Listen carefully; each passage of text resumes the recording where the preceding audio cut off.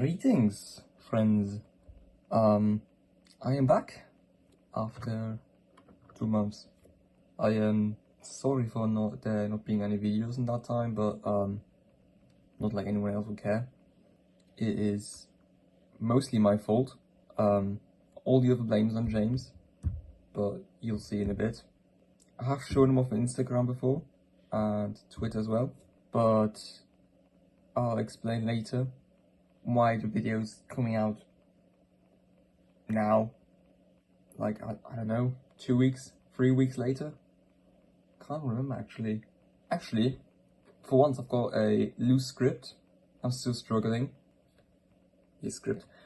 Unlike usually, I don't have much else to say for this intro bit. I'll tell you the rest in the next segment. So let's get into that. In terms of backstory, James isn't really any different from source material, so you can gladly skip this bit. Believe it or not, I practically got James third hand. He originated as a standard Sparkshot Class 29 V1, belonging to someone I don't know, before being sold to my good friend Liam, who started work on him but quickly lost interest. Sometime later there was talk of me buying the guy, which I did once I had the money. I bought James for a bargain, however that did not include the tender. The main locomotive was virtually done apart from the handrails. Liam had used a Bachmann corded goods chassis, which is literally just flesh and bones, nothing special about it. The front pony was also scratch built by Liam using plastic art. This makes him a bit unreliable on curves, but it just about works. After he arrived, I faced the first problems. During transit, his rear steps broke off, so I sanded the remains and glued on some spare Peckett cab steps. Then I had to figure out where to get a tender. I originally intended to buy a tender off of the Bachmann Spares website, which would have cost me about €50 without shipping. As I've said before in the Thomas video, I'm a teen and I'm broke, so that wasn't really a viable option. Enter Rian, our friend, Lord and Saviour, who offered me an old mainline Fowler tender for a cheap price.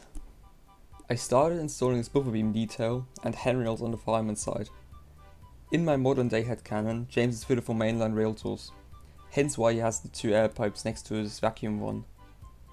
I imagine the air pump is somewhere in his tender, similar to the A4s.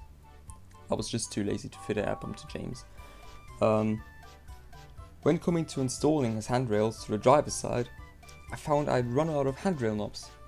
So I went to order my what the fuck is that shipping, oh my god, I'm so fucking to end myself. I ended up shipping them to Ryan first, and then have him ship them to me, which saved me about $10. While I waited for these, I painted and lined up the tender.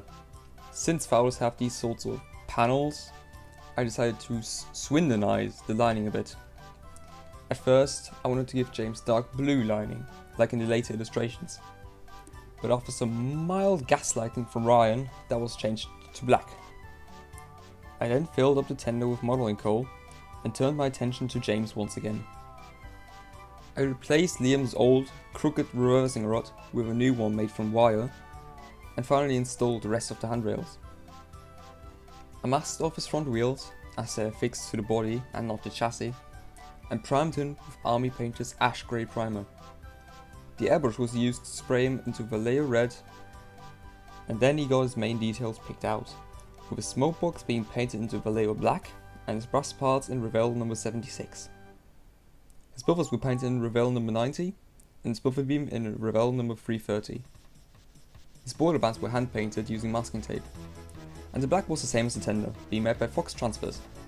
The Northwestern Railway crests were made by RailwayMania.net, and I put them on James's middle splasher, as the cab was reserved for something else.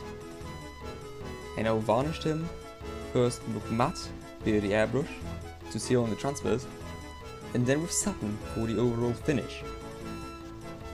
This was the state I revealed him on my socials. I made lots of stupid pictures with him and the others using the faces Nino made for me. Now we come to the reason why his video took so long to arrive. I had mentioned earlier that the campsites were reserved for something different and special. Right as I got James, I ordered etched brass builder's plates from light railway stores for Crosby, Thomas and James. I knew they would take a bit to arrive, but I completely miscalculated how long it would actually take. And since I didn't want to do this video without James having the plates, I just had to wait. And now they're here, and I can finally call James done.